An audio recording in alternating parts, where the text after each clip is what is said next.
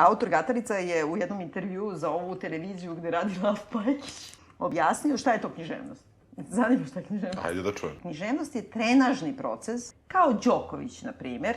On ima najbolje izvajane mišiće, ali ja imam izvajanije moždane ćelije od njega.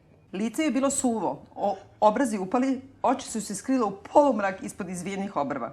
Po vratu imala mladeže kao grozno da kupine, ide u majčinu, ima i virusne bradavice, ima kondilome na vratu. Ja se izvinjam, ta ista žena, ona se kikući kao prava vešica i pojavljaju se uvijek kad pucaju nešto gromovi. Naravno. Ali naprotiv, Vartolomej, njegov vodič, ima oči boje mora. Apsolutno. Sa nijansama jednog opsenara i kradljivca tuđih uzdaha i sreće. Slušaj, sad da se vratimo na ovo što ima kondilome.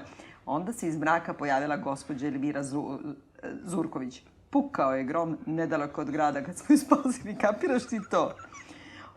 Ubijena u pomrčinu i tišinu koja se oko nje prikradala kao kućna mačka. I mačka je grozna. Da, apsolutno.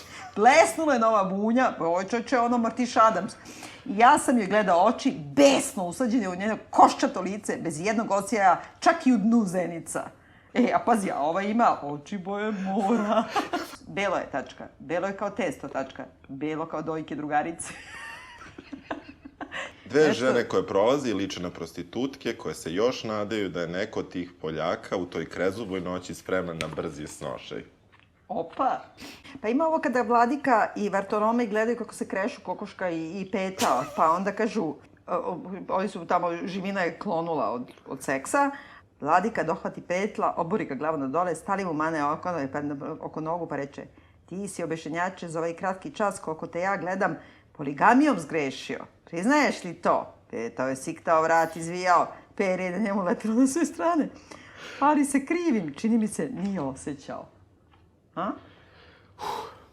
Znači, instrument ječi, cigle kad hoda po njima cvile, Rusija je snegovita, a Portugal je žarki.